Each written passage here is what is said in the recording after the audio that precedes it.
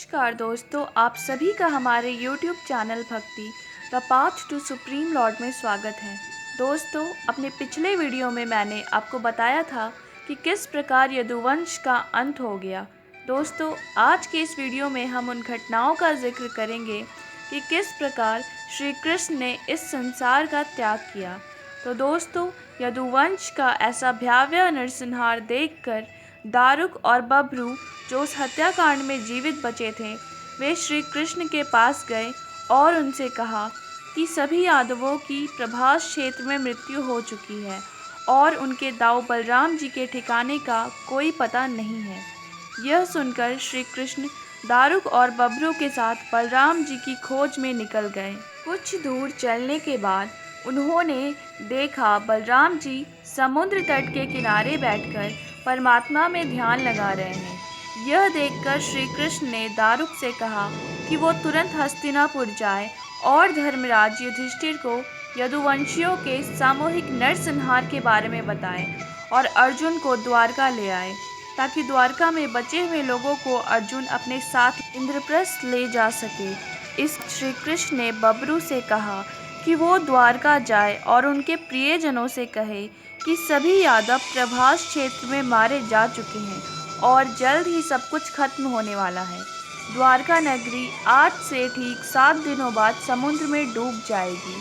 श्री कृष्ण की बात सुनकर दारुक और बभ्रू अपने अपने रथ पर सवार होकर हस्तिनापुर और द्वारका के लिए निकल गए। उनके जाने के बाद श्री कृष्ण ने देखा कि बलराम जी अपने आत्मा को परमात्मा में, यानी श्री कृष्ण में जो स्वयं परमात्मा है, उनमें अपनी आत्मा को स्थिर कर रहे हैं। और तभी बलराम जी के मुख से एक विशाल सर्प निकलता है।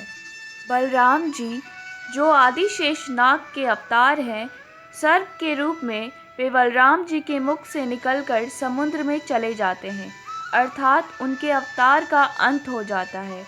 उनकी आत्मा समुद्र के रास्ते वापस बैकुंठ परमात्मा की शरण में चली जाती है। वे अपने मनुष्य रूप को त्याग देते हैं। उनके अवतार का अंत देखकर श्री कृष्ण ने सोचा कि उनके भी इस संसार को त्यागकर अपने स्वधाम बैकुंठ वापस लौटने का समय अब आ चुका है। कुछ दूर जाने के बाद श्री कृष्ण एक पीपल के पेड़ के नीचे बैठ गए और योग निद्रा में लीन हो गए। उस वक्त प्रभु अपने दीप्तिमान चतुर्भुज रूप में थे और उनका तेज 1000 सूर्य के समान था, जो सभी दिशाओं में अंधकार को नष्ट कर रहा था। उनके दिव्य चरण कमल हिरण के कान जैसे लग रहे थे। तभी एक जरा नामक शिकारी वहां शिकार की तलाश में आया, जो श्री कृष्ण के चरण कमल को देखकर भूलवश उसे हिरण का कान समझ बैठा। यह सोचकर कि उसे उसका शिकार मिल गया, उसने श्री कृष्ण के चरण को अपने तीर से भेद दिया। वही तीर जो उसने लोहे के उस टुकड़े से बनाया था जो उसे समुद्र की मछली के अंदर मिला था। जो लोहे का तीर ऋषियों के श्राप के कारण सांब के पास मिला था। जब वह शिकारी अपने शिकार को लेने के लिए आगे आया, तो वह यह देखकर चकित रह गया कि उसके तीर ने भगवान कृष्ण के पैरों को भेद दिया है। अपने सामने उस चतुर्भुज व्यक्तित्व को देखकर शिकारी उस अपराध से डर गया जो उसने भूलवश किया था, और वह तुरंत श्री कृष्ण के चरणों में अपना सिर रखकर रोने लगा और उसने कहा, हे मधुसूदन, मैं सबसे पापी इंसान हूँ।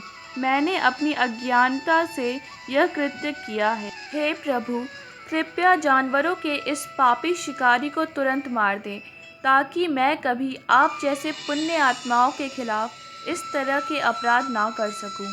तब परमपिता परमेश्वर श्री कृष्ण ने जरा को समझाया कि तुम्हें डरने की ज़रूरत नहीं है। जो भी हुआ है वो मेरी ही इच्छा से हुआ है, और क्यों मेरी मृत्यु अनिवार्य है। श्री कृष्ण ने कहा कि त्रेता युग में राम अवतार में उन्होंने जरा, जो अपने पिछले जन्म में बाली था, उसे मारा था। इसीलिए प्रभु ने अपने शरीर को त्यागने के लिए इस विधि को चुना। उन्होंने जरा से कहा कि मेरी आज्ञा से तू उस स्वर्ग में निवास कर जिसकी प्राप्ति पुण्य आत्माओं को होती है। श्री कृष्ण की आज्ञा मानते हुए उस शिकारी ने श्री कृष्ण की 3 बार परिक्रमा कर उनके चरणों में अपना शीश रख दिया और श्री कृष्ण के वरदान से वह स्वर्ग को प्राप्त हुआ। दूसरी तरफ श्री कृष्ण का संदेश लेकर दारुक पांडवों से मिलते हैं और उन्हें यादवों के दुखद मृत्यु के बारे में बताते हैं, जिसे सुनकर पांडव शोक में डूब जाते हैं। वे तुरंत श्री कृष्ण से मिलने के लिए द्वारका निकल जाते हैं, पर जब तक वे श्री कृष्ण से मिलने के लिए पहुंचते हैं तब तक श्री कृष्ण अपने दिव्य शरीर और इस संसार का त्याग कर चुके होते हैं। तब धर्मराज युधिष्ठिर श्री कृष्ण और बलराम जी का अंतिम संस्कार करते हैं। श्री कृष्ण और बलराम जी का मानवीय शरीर जलकर राख में बदल जाता है, परंतु श्री कृष्ण का हृदय उस अग्नि में जलते रहने के बाद भी नहीं जलता। उनका हृदय अग्नि से बिल्कुल सुरक्षित रहा और उसे कुछ नहीं हुआ।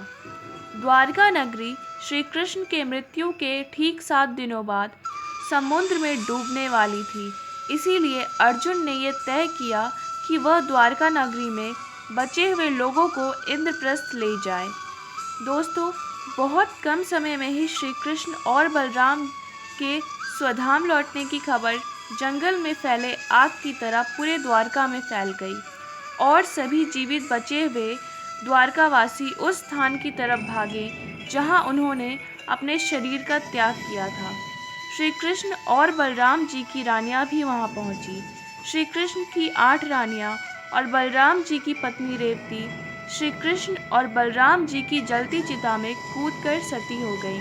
उनके माता पिता ने परमात्मा में ध्यान लगाते हुए अपने प्राण त्याग दिए, जिसके बाद अर्जुन ने द्वारका और अन्य पांडवों ने प्रभास क्षेत्र में मारे गए यादवों का अंतिम संस्कार किया और दुखी मन से द्वारका में जो कुछ यदुवंश की महिलाएं और बच्चे जीवित थे उन्हें लेकर अर्जुन इंद्रप्रस्थ चले गए, जिसके बाद श्री कृष्ण के निवास स्थान को छोड़कर शेष द्वारका गांधारी के श्राप के अनुसार समुद्र में डूब गई।